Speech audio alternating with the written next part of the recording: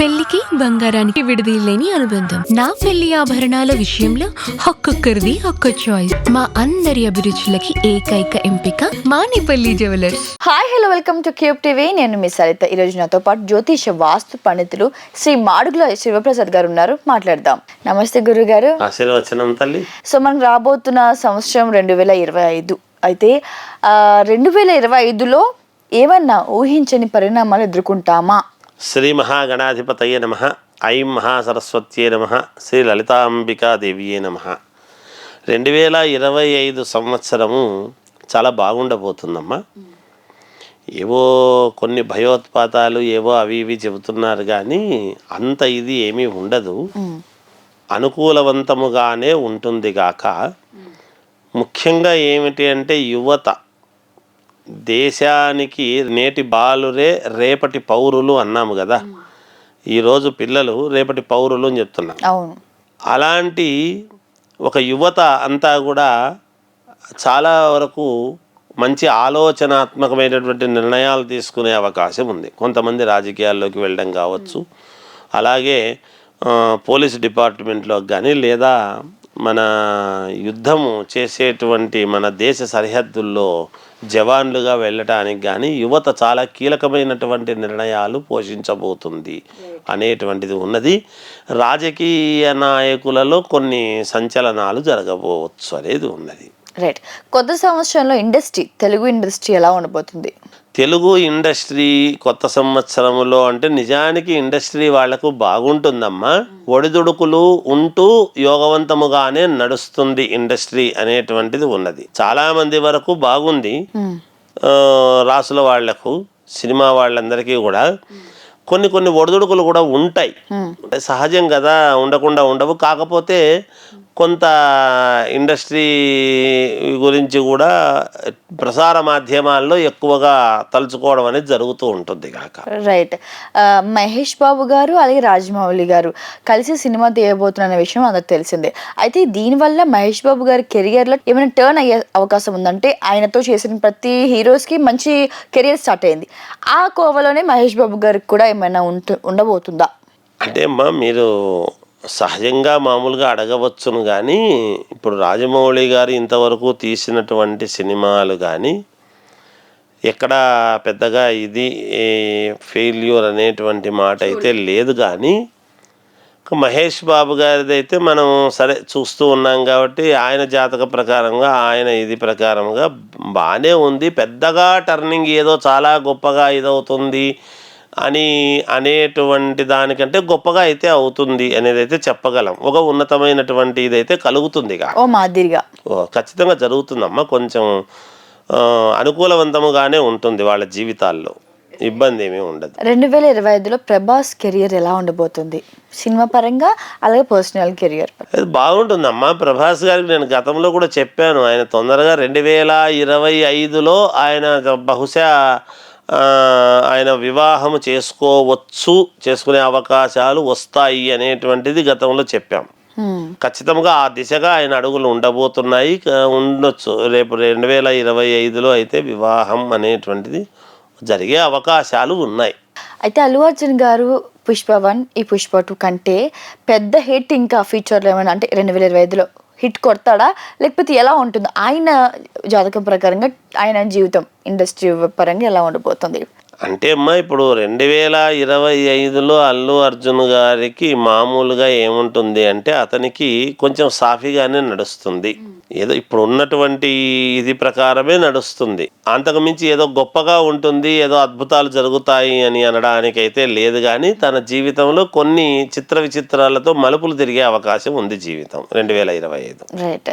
అయితే మీకు తెలిసిన విషయమే, అల్లు అర్జున్ గారి పుష్ప 2 సినిమా ప్రమోషన్కి సంధ్య థియేటర్కి వెళ్తే అక్కడ ఒక రేవతి అనే మహిళ చనిపోవడం జరిగింది.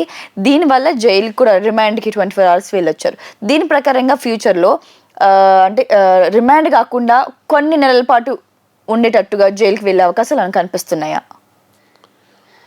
ఉండొచ్చమ్మా. ఎందుకంటే ఇప్పుడు కొన్ని ఎట్లుంటాయి అంటే మనము అంటే జాతక ప్రకారముగా చూసినప్పుడు కొన్ని ఇబ్బందులు ఉన్నాయి అనేటువంటిది అయితే తెలుస్తూ ఉన్నది అల్లు అర్జున్ గారికి. ఎందుకంటే జాతక ప్రకారంగా కొన్ని ఇబ్బందులు తప్పవు 2025. ఓకే. కొంత అంటే ఇంతవరకు వచ్చినటువంటి ఒక విధానము వేరు.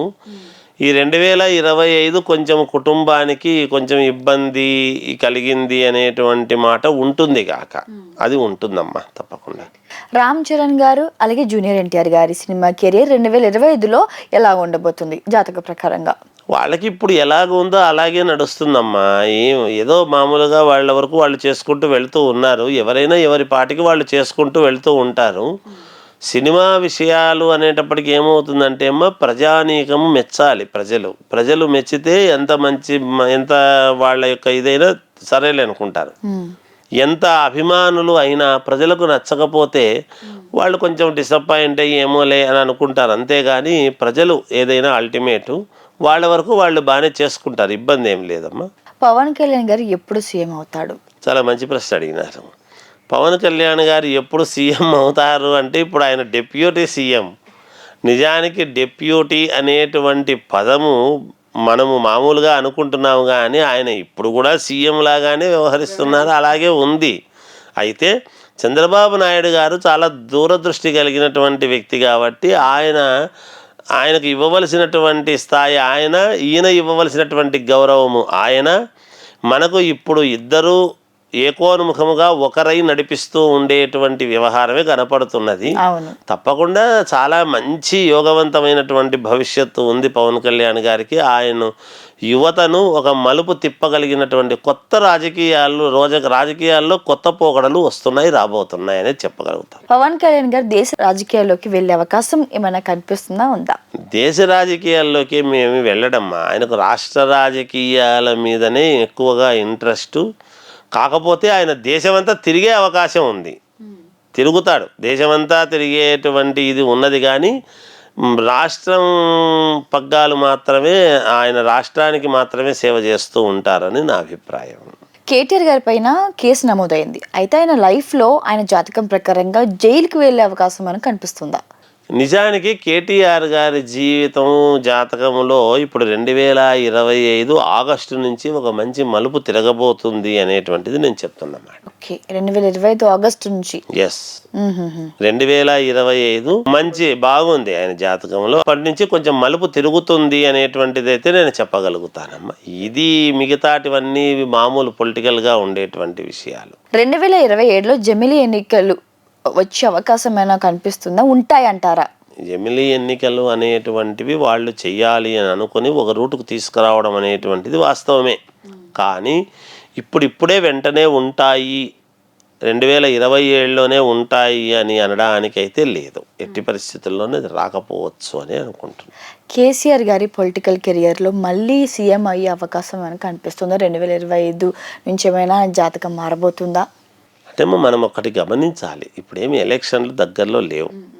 మనం ఊరికే ఏదో ఈ పార్టీ ఆ పార్టీ అని మాట్లాడుకోవడం కూడా ఉపయోగం లేదు. కానీ కాకపోతే నేనేం చెప్తానంటే అమ్మా, 2025 ఆగస్టు సెప్టెంబర్ నుంచి బీఆర్ఎస్ పార్టీకి కూడా కొంత అనుకూలవంతముగా మారే అవకాశాలు ఉన్నాయి. కొంచెం మారవచ్చు, మారేదానికి ఉన్నాయి. అది వాళ్ళ దీన్ని బట్టి తెలుస్తుందమ్మా.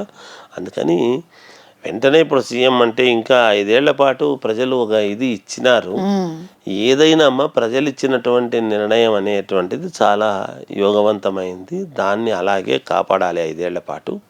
ఎలక్షన్ల ముందు మళ్ళీ ఆ నిర్ణయాలు మనం ఏమిటనేది ప్రకటించవచ్చు. జగన్ కి 2024 పెద్దగా కలిసి రాలేదన్న సంగతి మనందరికి తెలిసిన విషయమే. 2025 ఏమైనా ఆయన గ్రాఫ్ పెరగబోతుందా? 2025లో ఏమైనా ఆయన జాతకం ప్రకారంగా మలుపులు తిరిగే అవకాశం మనకు కనిపిస్తుందా? ఖచ్చితంగా నాకు తెలిసినంత వరకు జగన్ గారి జాతకంలో రేపు ఏప్రిల్ మే 2025 చాలా కీలకము కాబోతున్నది అనేటువంటిది ఒకటి. ఆ సమయంలో జగన్ గారివి కొన్ని సంచలనాలు జరగవచ్చు జగన్ గారి జాతకంలో అనేటువంటిది ఒక నిర్ణయం. షర్మిల గారి పొలిటికల్ కెరీర్ ఎలా ఉంటుంది? ఇప్పుడు ఎలాగుందో అలాగే ఉంటుందమ్మా. ఏమి ఇబ్బంది లేదు ఆమెకు. ఇంకా నడుస్తూ ఉంటుంది కొంతకాలం, ఇబ్బంది అయితే ఉండదు. బాలకృష్ణ గారి కెరియర్లో కానీ ఆయన లైఫ్లో కానీ ఆయన జాతకం ప్రకారంగా సీఎం లేదా మంత్రిగా కానీ అయ్యే అవకాశాలు కనిపిస్తున్నాయా? లేదమ్మా, ఆయన ఇలాగే ఉంటాడు, ఇలాగే సేవ చేస్తాడు. కానీ మంత్రి కావాలా, ఏదో అయ్యే అవకాశాలు ఉండినా ఆయన దూరదృష్టితో వద్దు అనుకొని ఏదో చేస్తున్నాడు ఆయన అనేటువంటిది నా అభిప్రాయం. అయితే నాగచైతన్య గారు శోభిత గారి మొన్ననే వివాహం జరగడం అయింది, మన అందరం చూసిన విషయమే. అయితే కొంతమంది నెటిజన్లు ఏమంటున్నారు అంటే విడాకులు తీసుకుంటారని కొంతమంది, వాళ్ళ లైఫ్ ఎక్కువ రోజులు ఉండదని కొంతమంది. యాక్చువల్గా వాళ్ళ పెళ్లి జీవితం ఇంకా ముందు ఎలా ఉండబోతుంది రోజులు? అమ్మ, మేము బ్రాహ్మణులము, మామూలుగా మేము అందరూ బాగుండాలి అని కోరుకునేటువంటి వాళ్ళము. అందుకే బ్రాహ్మణో బహుజన ప్రియ అని మామూలుగా భోజన ప్రియ అని తెలియని వాళ్ళు ఏదో పెడుతూ ఉంటారు. భోజనం అంటే అందరికీ ప్రీతే ఉంటుంది, ఇంటి భోజనం అంటే ఎవరికి ఉండదు ఉంటుంది. కానీ కాకపోతే అమ్మా, ఎవరైనా సరే మనము ఇద్దరు పెళ్లి చేసుకుంటున్నారు అంటే జీవితాంతం సంతోషంగా ఉండాలి అని ఆశీర్వచనం చేయవలసినటువంటి వాళ్ళం. అవును. వాళ్ళ జాతకాల ప్రకారంగా ఏదో నేను ఒక సంచలనం సృష్టించాలి అనేటువంటి దాంతో వీళ్ళు ఇదవుతారు అదవుతారు అని చెప్పటం అనేటువంటిది వాగ్దోషం అవుతుంది. ఒకటి, నేను పంచముఖాంజనేయ స్వామి ఉపాసకుడిగా నాకున్న ఇదిని బట్టి నేను ఏమంటానంటే అమ్మా, వాళ్ళు దీర్ఘాయుష్మంతులై సంతోషంగా ఇద్దరు కలిసి ఉండి పిల్లా పాపలతో చల్లగా ఉండాలి అనే కోరుకోవాలి. నేను అదే కోరుకుంటా. అయితే రష్మిక అండ్ విజయ్ దేవరకొండకి కొంచెం ఏదో ట్రాక్ నడుస్తుందని కూడా మనకి సోషల్ మీడియాలో వైరల్ అవ్వడం అందరూ చూసిన విషయమే. అయితే వాళ్ళిద్దరికి జాతక ప్రకారంగా పెళ్ళి ఏమైనా అవుతుందా గురుగారు? అమ్మా, జాతకాలు చెప్తాము అనేటువంటిది వాస్తవమే. కానీ ఇటువంటివి ఏదో రూమర్స్ అవి ఇవి వాళ్ళు ఏవో ఇది చేసుకుంటూ ఉంటారు అనేటువంటి దానికి మా దగ్గర పెద్దగా ఏమీ ఉండదు. నాకు తెలిసినంత వరకు అట్లా ఏమీ ఉండదు అని నా అభిప్రాయం. ఇక చివరిగా ప్రభాస్ గారికి ఇందాక మీరు చెప్పినట్టు 2025లో ఖచ్చితంగా పెళ్ళి అయితే అవుతుందా? ఎలా ఉండదు? అయ్యే అవకాశాలు ఎక్కువగా ఉన్నాయి. 99.9% అవుతుంది అని నా భావన తల్లి. థ్యాంక్ యూ గురుగారు, థ్యాంక్ యూ సో మచ్. జయోస్తు.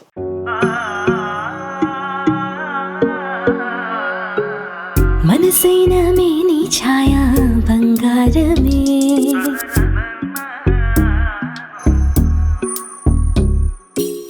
సొగసైన మేలి మాయా బంగారమే,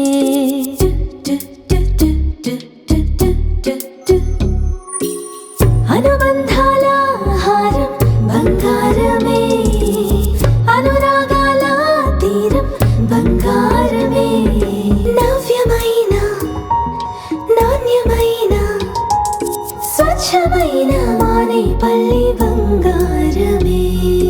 తరతరాలుగా తరగని స్వర్ణ బంధాలు మన మానేపల్లి జ్యువెలర్స్.